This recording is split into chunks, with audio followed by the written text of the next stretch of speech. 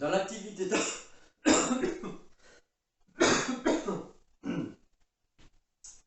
dans l'activité 3, on va s'intéresser au comportement de fonctions qui auront des allures courbées. Tout à l'heure, on avait des fonctions qui étaient faciles à identifier. Maintenant, des fonctions avec des allures de courbe. Donc, pour le premier, on s'aperçoit qu'on a une fonction, voilà, qui se comporte de cette façon. Bien, j'ai dessiné approximativement. Donc, dans un premier temps, il va falloir que vous imaginez, pas imaginer, mais que vous identifiez les parties où la fonction décroît, les parties où elle croît. Imaginez que vous fassiez une randonnée. Donc là, vous voyez qu'on descend. Et ensuite, on va remonter. Donc, dès que vous voyez le changement, voilà, je descends. Et dès que vous sentez qu'ensuite vous allez remonter, c'est ce point de changement qu'il va falloir noter. Après, je continue. Je vois que j'ai de la montée. Bon, tant que vous voyez que vous ne faites que monter, même si à un moment donné, ça fléchit, mais que vous ne faites que monter, on n'aura que de la montée. Donc le tableau qui va correspondre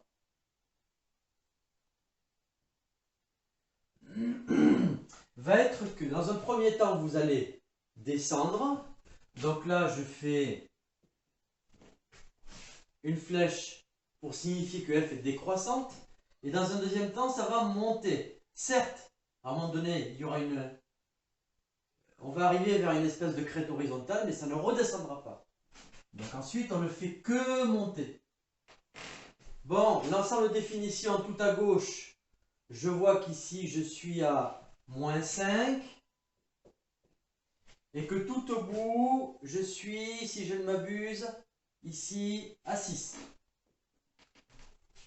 Le point de changement, alors si je regarde ma figure de près, c'est à peu près à moins 2. Vraiment à peu près. Hein, parce que là, en regardant sur la figure, on voit que c'est moins 1,7, moins 1,8. On va dire moins 2. Bon, ensuite, il n'y a plus qu'à répertorier les images. La première, son image, elle est à 3. La deuxième, son image, elle est à moins 3. Là, c'est assez net. Et le bout, on est à 4. Voilà pour ce premier graphique.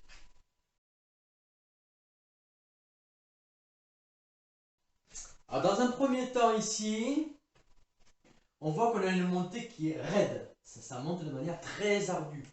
Donc ça n'a aucune importance, ça monte quand même. Donc là, on voit qu'on va monter, on monte, on monte, on monte, on monte, on monte, et jusqu'à un certain endroit, ici. Ensuite, on a un changement. On a une descente, hop, et à cet endroit-là, après, on ne fait que remonter. Ce qui va donner, globalement, dans un premier temps, une montée, dans un deuxième temps, une descente, et dans un troisième temps, une remontée. Bien. Donc, en abscisse, on voit que là, on démarre à moins 4. Donc, je suis à moins 4 ici. Et le bout, il est à 6. Bon, premier sommet, on le repère à peu près à 0,5. Donc là, que les choses soient claires, ce sont des valeurs approximatives. Vous m'auriez dit 0,3 ou 0,6 dans un devoir, j'accepte. Hein. Ensuite, ici, c'est à peu près 5. Si on regarde bien, c'est à peu près dans ces eaux-là.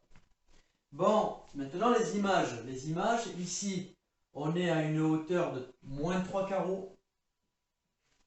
Ici, on remonte à 1 carreau. Ici, on a une image qui est de moins 2. Et on finit, quand on arrive sur l'abscisse, c'est 0. Pour le troisième graphique, on a à peu près cette allure. Donc, Dans un premier temps, on repère qu'on a une montée. Dès qu'il y a changement de variation, je marque le point. Je redescends. Dès qu'il y a un changement, je marque le point. Maintenant, je vais repérer les abscisses. Le premier, donc on est à -5 ici. On sait qu'on va terminer. Alors si je compte bien là, il ne faut pas que je me plante dans le compte. Oui, c'est à 8. Donc là, on finit à 8 à peu près. Donc, on a une montée. Ensuite, j'ai une descente. Et ensuite, j'ai une remontée. Bon, le premier, donc on voit qu'on est à -3. Ensuite, on monte jusqu'à 4. On redescend jusqu'à -1. Et on remonte jusqu'à 5.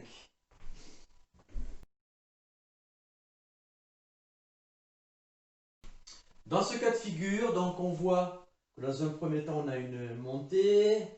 Le changement, ensuite, on descend, on a un changement ici. Bon, là, en marchant, si vous marchez, vous verrez que vous ne faites que descendre. Il n'y a pas de remontée. Donc, dans un premier temps, je monte. Dans un premier temps, deuxième temps, je descends. Donc ici, en abscisse, on démarre de -4. On arrive à 4. Le changement se fait en -1. Maintenant, les hauteurs, ici, on est à -4. Le sommet, on monte jusqu'à 4. Là, il y a 4. Et on redescend ici à -1.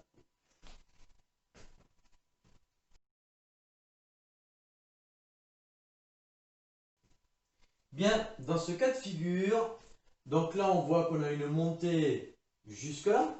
Je fais une croix ici. Ensuite, j'ai une descente ici, parce qu'après, je sais que je vais remonter. Ce qui donne une montée, une descente et une remontée. Donc, tout à gauche, là, graphiquement, je vais lire à peu près, on va dire -5. On va dire qu'on démarre à -5 et qu'on finit à 5. Bon, les deux sommets, le premier, on va le repérer à -2. Le deuxième, on va le repérer à 2. Maintenant, les images. Donc, ici, le début, bon, on voit qu'on va à peu près être à 0,5. Le sommet, on arrive jusqu'à 4, parce que là, il y a 4 carreaux. Ensuite, là, on est à -2 carreaux, donc on est à -2. Et comme on termine sur l'abscisse, on termine à 0.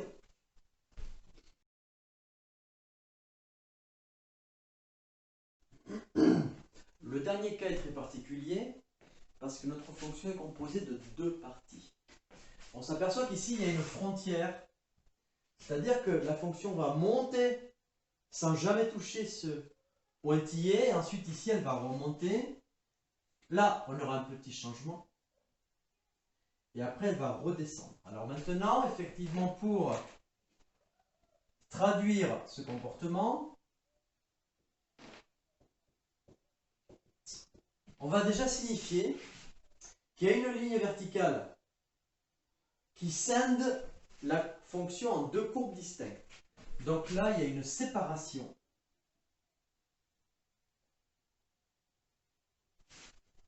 Voilà. Il va y avoir une courbe d'un côté, une courbe de l'autre.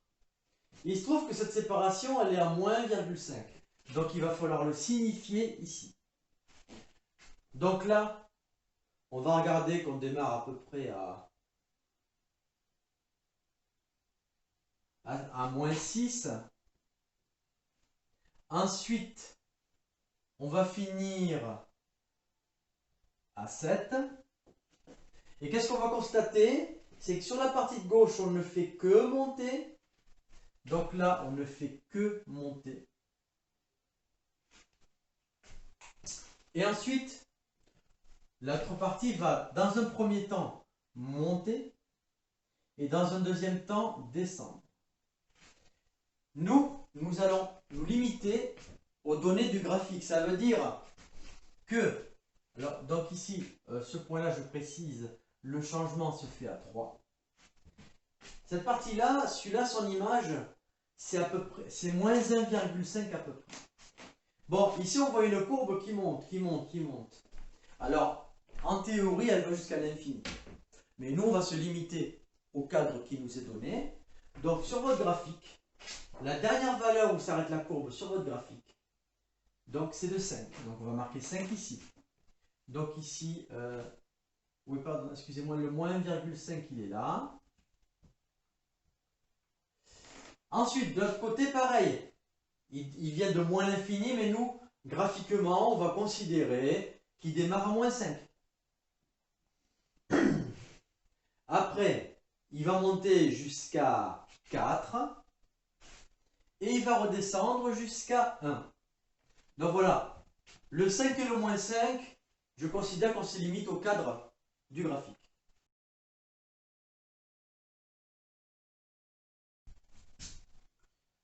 Dans cette activité, maintenant, on vous demande, avec un tableau de variation donné, d'établir une courbe qui va correspondre à ce tableau de variation.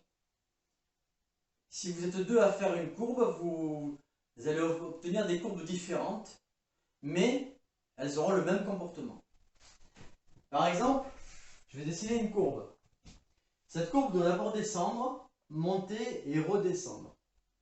Ce qu'il faut, c'est qu'on part de moins 3 jusqu'à 5. Donc, déjà, on sait qu'on va partir de moins 3.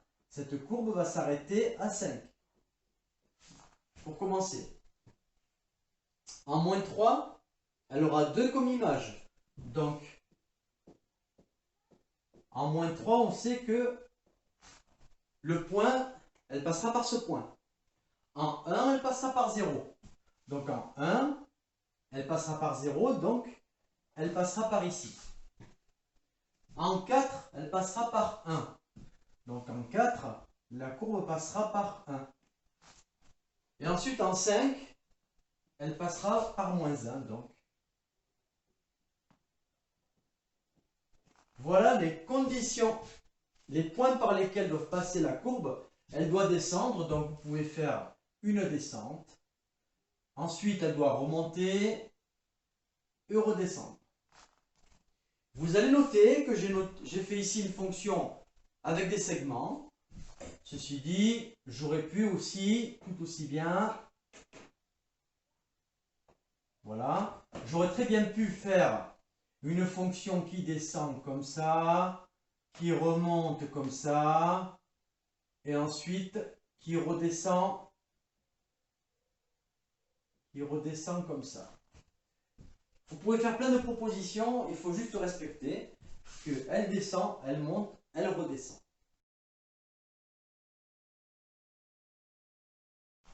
Donc je vous invite d'abord à essayer de faire la courbe par vous-même. Ici donc, on va de moins 5 à 5.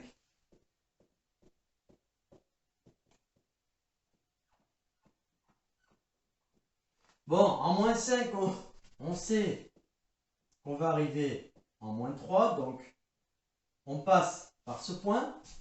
En moins 2, on va arriver à 1, donc on passe par ce point. En 0, on va arriver à 1, donc on passe par ce point. Alors je ne dis pas de bêtises. Là, j'ai fait une bêtise. En moins 2, on arrive à 4. Donc en moins 2, on monte jusqu'à 4.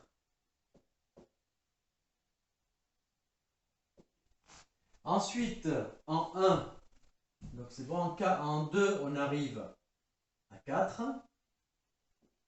Et en 5, on arrive à moins 2. Bon, maintenant, voilà, vous êtes libre. Je la fais monter, voilà, je peux faire une petite courbe. Ensuite, je descends en pic. Je peux la monter doucement. Et ensuite, je redescends. Vous avez plein de possibilités de faire votre courbe.